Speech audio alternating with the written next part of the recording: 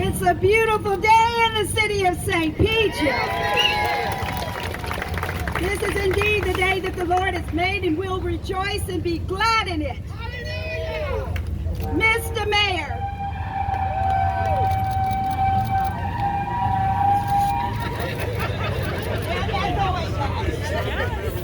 Mr. Mayor, our elected officials, thank you. Thank you very much.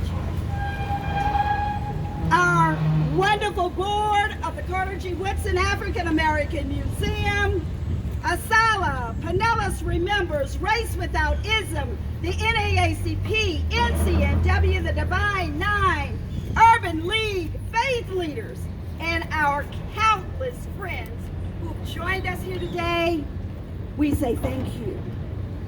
This magnificent moment sets the stage as we continue to hold the historic distinction of being the only city in the nation that raises a Woodson flag over its city hall for the entire month of February. Mr. Mayor,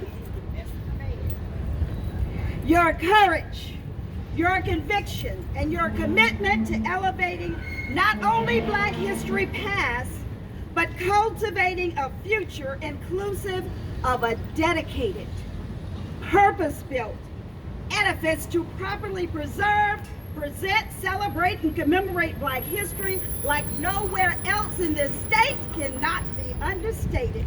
We owe to you, Mr. Mayor, a debt of gratitude.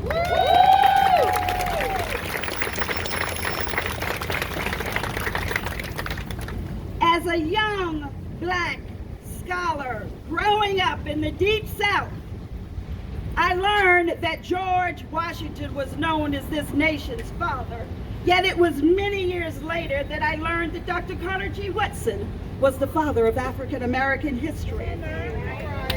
Lessons taught included Benjamin Franklin, but not the brilliance of Benjamin Banneker. I learned about the pioneering efforts of Amelia Earhart, but not once any mention of Bessie Coleman. We studied Christopher Columbus sailing the ocean blue in 1492, but nothing about Pedro Alonso Nuno. I was taught stories about Florence Nightingale, but not one mention of Mary Ezra Mahoney.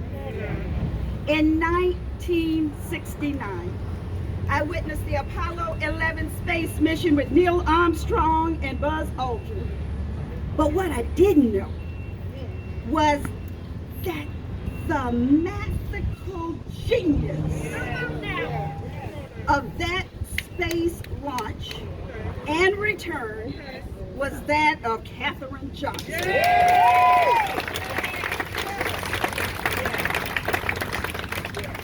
I was taught lessons about the Boston Tea Party, y'all.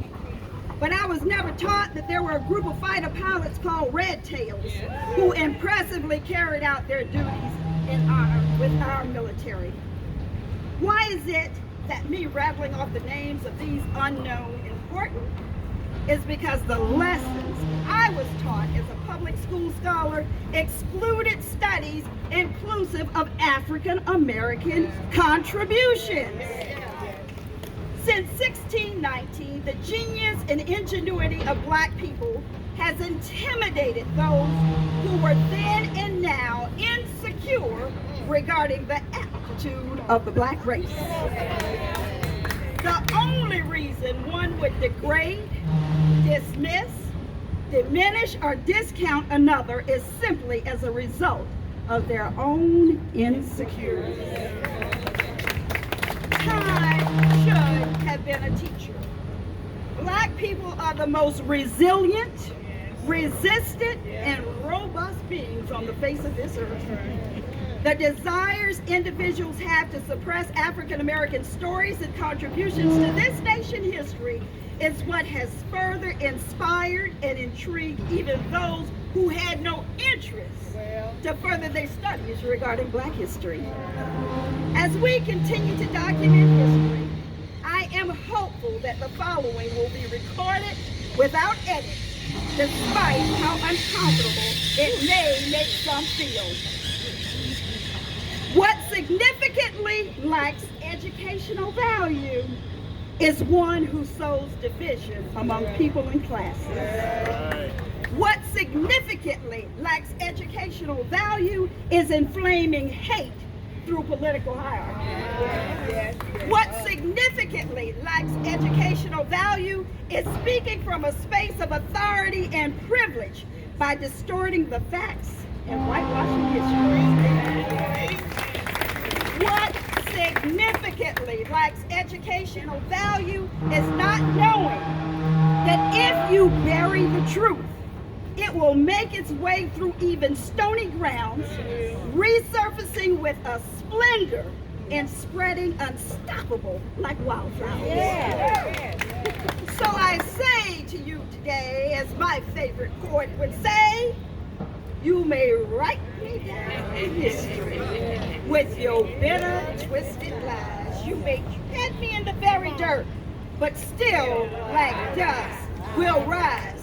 We're St. Pete, y'all, and together we'll rise.